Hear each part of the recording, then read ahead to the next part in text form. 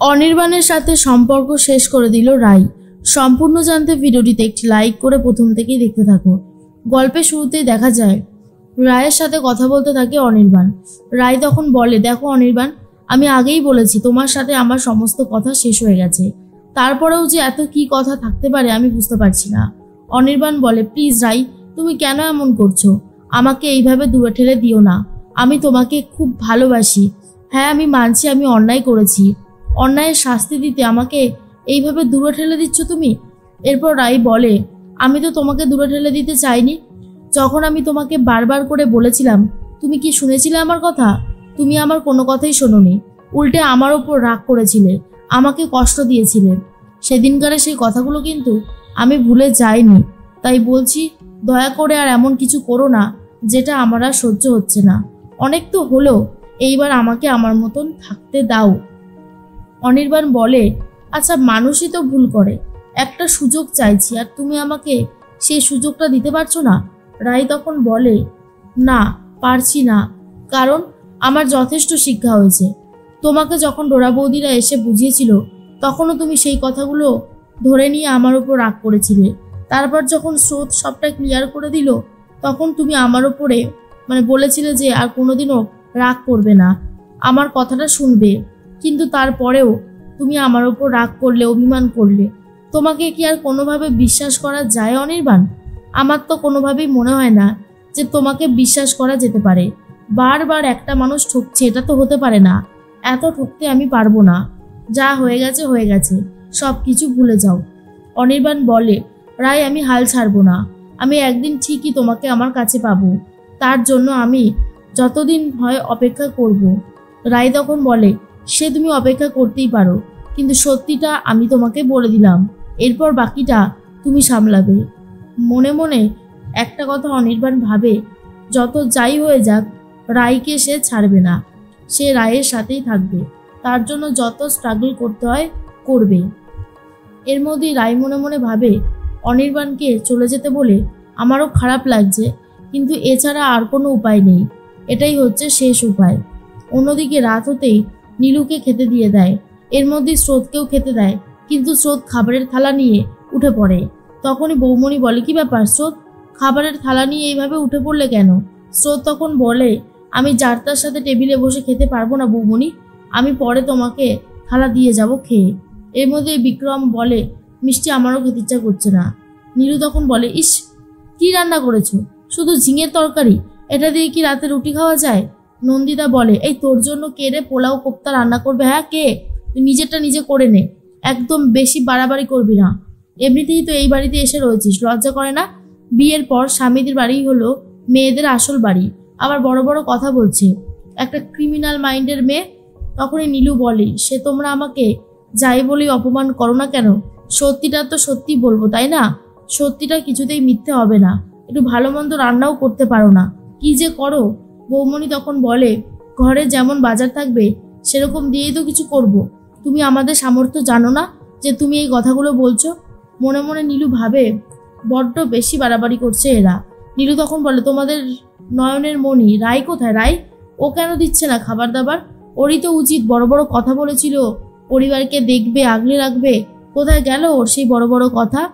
তখনই নন্দিতা দেবী বলে, চুপ করো, আর কত কত বাড়াবাড়ি করবে? তোমার এই বাড়াবাড়িগুলোকে না আর নেওয়া যাচ্ছে না। এর মধ্যেই অনির্বাণ চুপচাপ শুয়ে রয়েছে। তখনই সৈনী এসে বলে, অনি ওঠো। অনি তখন বলে, কি হয়েছে মা, তুমি এইভাবে ডাকছো কেন? তখনই সোহিনী বলে, আমি যেটা বলছিলাম শোনো, তুমি কি আবারও রায়ের হাতে পায়ে ধরে ওকে আনতে গেছিলে? বারণ করছি, এরকমটা করো না। এত চেষ্টা করার কোনো দরকার নেই। রায় যদি নিজের ইচ্ছায় ফিরতে না চায়, ওকে তুমি ফেরাবে না, বুঝতে পারলে? অনির্বাণ বলে, মা, তুমি কি এই কথা বলতে এসেছো?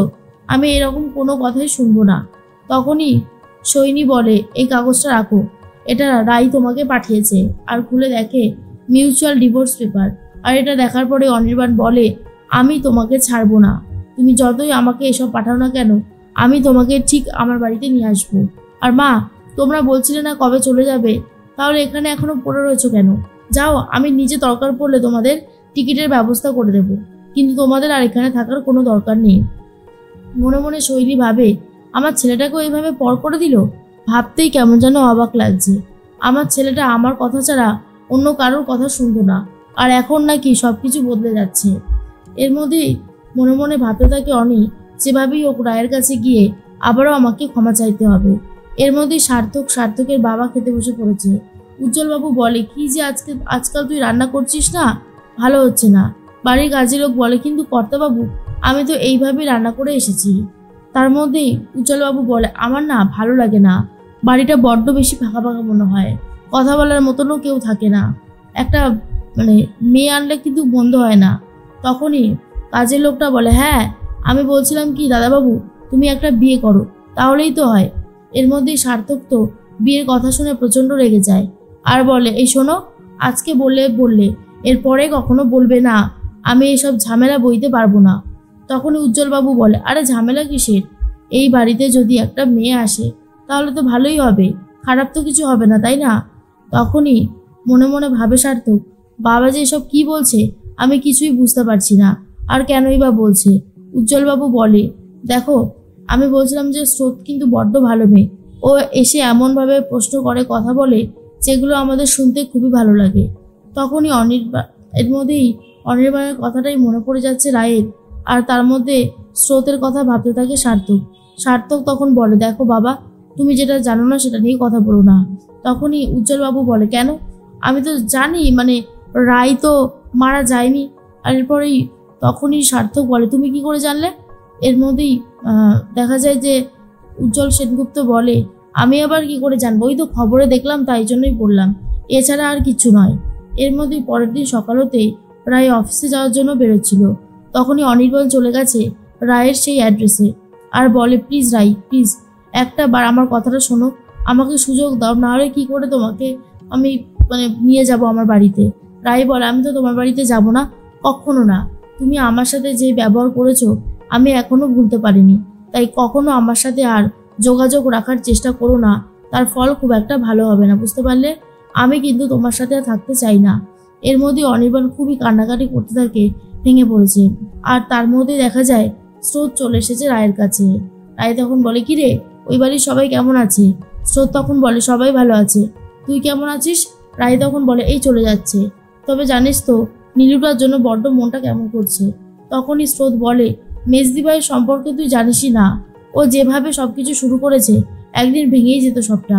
রায় তখন ভাবে, আমি জানি না কি করলাম, তবে আমি আমার বোনকে মনে হয় কষ্ট দিয়ে ফেলেছি। স্রোত তখন বলে, আমার দিদিভাইয়ের একদম উচিত শিক্ষা হয়েছে, মেজদি এবারে উচিত শিক্ষা পাবে। দিদিভাই তুই একদম চিন্তা করিস না, আমি আছি তো তোর সাথে। আর অনির্বাণকে ছেড়ে দিতে চায় রাই। হঠাৎ করে একটা কুরিয়ার আসে, তাদের হচ্ছে একটা বড় সোনার চেন, আর বলে, এটা কার? এরপরই স্রোত বলে, কার আবার? অনিদার হবে, হয়তো ঘুষ টুস দিচ্ছে, আমার তো এটাই মনে হয়।